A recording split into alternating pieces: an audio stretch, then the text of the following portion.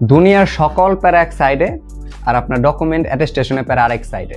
তো এই গত 2-3 দিন ধরে আমি এই প্যারাটা নিলাম এবং আপনারা কিভাবে এই প্যারাটা নেবেন এবং কিভাবে আপনি এই প্যারাটাকে আরেকটু সহজ করে দেওয়া যায়, এই জন্য আজকের ভিডিও বানানো। আজকের ভিডিওতে আমি আলোচনা করব কিভাবে আপনি ডকুমেন্টসগুলো অ্যাটেস্টেশন করবেন, সিকোয়েন্সটা কিভাবে আসবে, কোথা থেকে করবেন, এভরিথিং।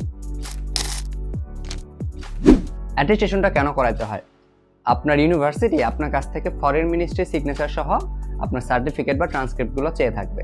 এখন আপনি যখন ফরেন মিনিস্ট্রির কাছ থেকে সিগনেচার নিতে যাবেন, ফরেন মিনিস্ট্রি কখনোই আপনার এডুকেশন মিনিস্ট্রির সিগনেচার ছাড়া তারা সিগনেচার করে দিবে না। তাহলে আপনাকে আগে যেতে হবে কোথায়? এডুকেশন মিনিস্ট্রিতে।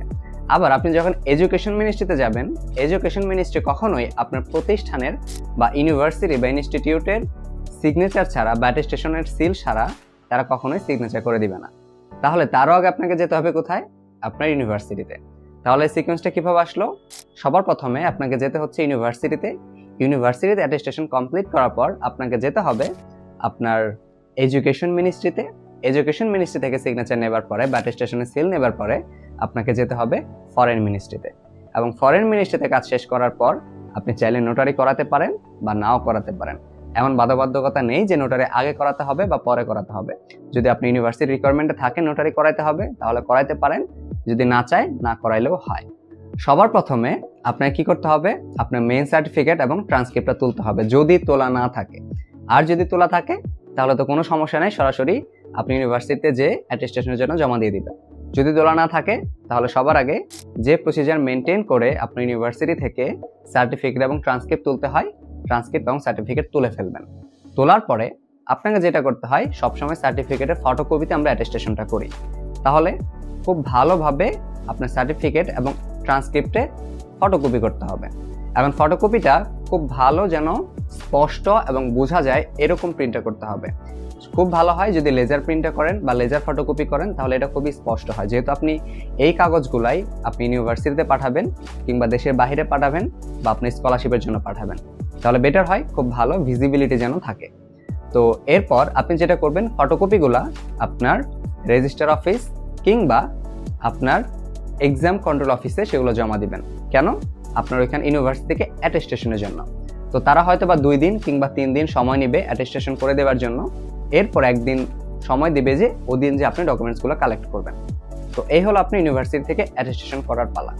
তো আপনার ইউনিভার্সিটি থেকে যখন সিগনেচার এবং সিল করে দেবে, আপনি সেই ডকুমেন্টসগুলো নিয়ে সরাসরি চলে আসবেন এডুকেশন মিনিস্ট্রিতে। তো এডুকেশন মিনিস্ট্রিতে আপনি কখন আসবেন?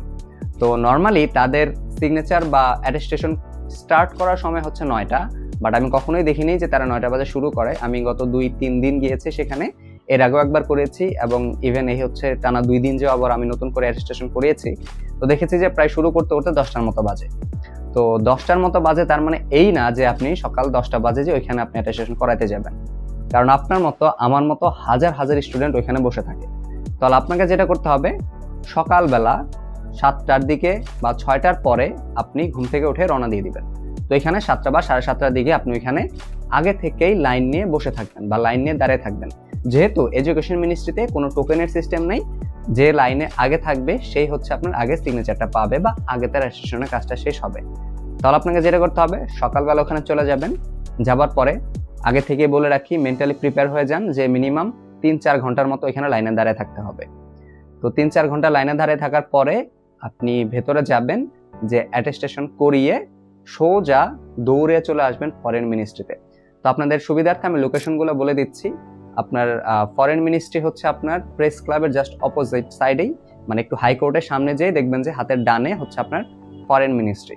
এবং ফরেন মিনিস্ট্রির রাস্তার অপোজিটেই, মানে যে সাইডে প্রেস ক্লাব তার জাস্ট ডান সাইডে বা ডান সাইডেই আপনার হচ্ছে আবার এডুকেশন মিনিস্ট্রি। তো জাস্ট 5 মিনিট বা হচ্ছে 3-4 মিনিটের ডিস্টেন্স এডুকেশন মিনিস্ট্রি থেকে ফরেন মিনিস্ট্রি। তাহলে আপনাকে যেটা করতে হবে, ওইখানকার কাজ মানে এডুকেশন মিনিস্ট্রির কাজ শেষ করে দৌড়ে চলে যেতে হবে আপনার ফরেন মিনিস্ট্রিতে। তো এই ক্ষেত্রে আপনাকে আরেকটা জিনিস বলে রাখি, আপনি যখন ফরেন মিনিস্ট্রিতে যাবেন, ফরেন মিনিস্ট্রিতে অবশ্যই 12টার আগে ঢুকবেন, কারণ 12টার পরে তারা আবার টোকেন দেওয়া বন্ধ করে দেয়। তার মানে আপনার কাজ করতে হবে কি, 12টার আগে যে কোনো মূল্যে এডুকেশন মিনিস্ট্রি কাজ শেষ করে ফেলতে হবে। যদি ওই দিন শেষ করতে না পারেন তাহলে পরের দিন আবার ফরেন মিনিস্ট্রিতে দৌড়াদৌড়ি করতে হবে। তো খুব ভালো হয়, এই জন্যই বললাম খুব সকাল সকাল চলে যাবেন, যেন আপনার কাজটা 12টার মধ্যেই এডুকেশন মিনিস্ট্রি শেষ হয়ে যায় এবং দ্রুত আপনি ফরেন মিনিস্ট্রিতে চলে যেতে পারেন। এখন ফরেন মিনিস্ট্রিতে সব ডকুমেন্টস দেবার সাথে পাশাপাশি আপনাকে আরেকটা ডকুমেন্টস অ্যাড করতে হয়, সেটা হচ্ছে আপনার ন্যাশনাল আইডি কার্ডের ফটোকপি কিংবা আপনার পাসপোর্টের ফটোকপি। তারা সত্যায়িত করে বা তারা হচ্ছে যাচাই করে যে এই ডকুমেন্টসের মালিক আপনিই কিনা। তো তার একটা ফটোকপি সাথে করে নিয়ে যাবেন। অনেক সময় হচ্ছে এডুকেশন মিনিস্ট্রি তো তারা দেখতে চায় যে এটা আপনি কিনা, ভেতরে না বাইরে যারা অ্যাসিস্ট্যান্ট থাকে তারা লাইন ঠিক করার সময় তারা আগে থেকে চেক করে যে এটা আপনি কিনা, আপনি ডকুমেন্টস আপনি নিয়ে আসছেন কিনা। এমন না যে আপনি অন্যের কারো ডকুমেন্টস নিয়ে যেতে পারবেন না, পারবেন, সে যদি আপনার আপন ভাই হয় বা আপনার রক্তের সম্পর্কে কেউ হয়, তাহলে দেখেছি আমার সামনেও তারা সিগনেচার করিয়ে নিয়ে গিয়েছে একজনের আরেকজন। তো আমার মনে হয় না এক্ষেত্রে সমস্যা হয়, বাট আপনার কাগজ আপনি নিয়ে গিয়েছেন কিনা এটা যাচাই করার জন্য আপনার ফটোকপি আপনার কাছ থেকে নেওয়া হয়। আপনি যখন ফরেন মিনিস্ট্রিতে গেলেন সব ডকুমেন্টসের সাথে অবশ্যই আপনার ভোটার আইডি কার্ডের ফটোকপি এবং আপনার ন্যাশনাল আইডি কার্ডের ফটোকপি, যে কোনো একটা, মানে দুইটার একটা, ন্যাশনাল আইডি কার্ডের ফটোকপি অথবা হচ্ছে ভোটার আইডি কার্ডের ফটোকপি নিয়ে যাবেন। তো যাবার পরে লাইন দিয়ে মানে গেট দিয়ে ঢোকার সাথে সাথে দেখবেন যে সামনে টোকেন দিতেছে, আপনি টোকেনটা নেবেন। দেখবেন টোকেনের দুইটা অংশ থাকে, একটা অংশ তারা জমা নেয়, একটা অংশ আপনার কাছে থাকে। তো অনেকে দেখি যে ভুল করে জাস্ট দুইটা অংশ নিয়ে তারা বসে যায়, বসে তারা অপেক্ষা করতে থাকে। কিন্তু আপনি যদি ডকুমেন্ট জমাই না দেন তাহলে আপনার মানে টোকেনের নাম্বার কখন থাকবে। তো আপনি সাথে সাথে টোকেন নেবার পরেই একটা লাইনে দাঁড়িয়ে যাবেন, লাইনে দাঁড়িয়ে আপনার ডকুমেন্টসগুলো আগে জমা দিবেন। তো জমা দেওয়ার পরে তারা কি করবে, আপনার ডকুমেন্টসগুলো চেক করে দেখবে যে এডুকেশন মিনিস্ট্রি থেকে সিগনেচার আছে কিনা। তো তারপর তারা ওগুলো জমা নিবে, জমা নেবার পরে টোকেনের অর্ধেক আপনাকে দিয়ে দিবে এবং বাকি অর্ধেক তারা রেখে দিবে পিন আপ করে। তো আপনার যখন সময় হবে আপনি অপেক্ষা করবেন, ওইখানে চেয়ার থাকবে, চেয়ারে বসে থাকবেন এবং আপনার সময় মতো বা টোকেনের সিরিয়াল অনুযায়ী তারা আপনাকে ডাকবে এবং আপনার নাম যখন কল করবে আপনি যে আপনার ডকুমেন্টসগুলো কালেক্ট করবেন, চেক করে দেখবেন যে এটা আপনার কিনা এবং হচ্ছে তারা স্টিকার লাগিয়ে দিবে আপনার সার্টিফিকেটের পেছনে। তো এটা ক্লিয়ার করে দেই, তাদেরকে বিরক্ত করার কোনো কিছু নেই যে সিগনেচার মানে হচ্ছে স্টিকারগুলো কেন সার্টিফিকেটের সামনে দিচ্ছে না, তারা মেইনলি হচ্ছে সার্টিফিকেটের পেছনে স্টিকারগুলো লাগিয়ে দিচ্ছে।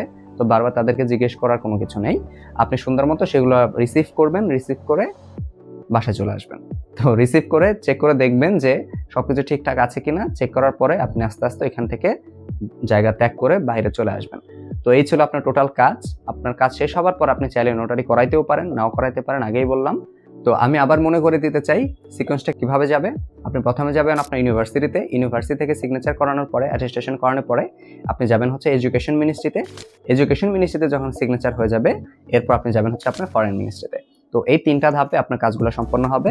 আপনার ফরেন মিনিস্ট্রি থেকে যখন সিগনেচার করে দেবে, গুড টু গো, আপনি হচ্ছেন ওই ডকুমেন্টসগুলো আপনি কুরিয়ার করে দেশের বাইরে পাঠিয়ে দিতে পারেন ডিএচএল করে, অথবা আপনি নিজে যেও ইউনিভার্সিটিতে জমা দিতে পারেন, অথবা আপনার প্রতিষ্ঠানের রিকোয়ারমেন্ট অনুযায়ী তারা যেভাবে চেয়েছে সেভাবে জমা দিতে পারেন। তো এই ছিল টোটাল কাজ, এই হচ্ছে টোটাল প্যারা, টানা হচ্ছে 3-4 দিনের একটা প্যারা। তো এইটা নেবার জন্য আপনাদেরকে অগ্রিম শুভকামনা, কারণ আমি জানি আমার যারা মেইনলি অডিয়েন্স তারা সবাই এই পথেই আছেন, তারা হচ্ছে মেইনলি এই জন্য ভিডিওগুলো দেখতেছেন। তো আপনাদের যাত্রা শুভ হোক। Thank you very much for watching. দেখা হবে পরবর্তী কোনো ভিডিও।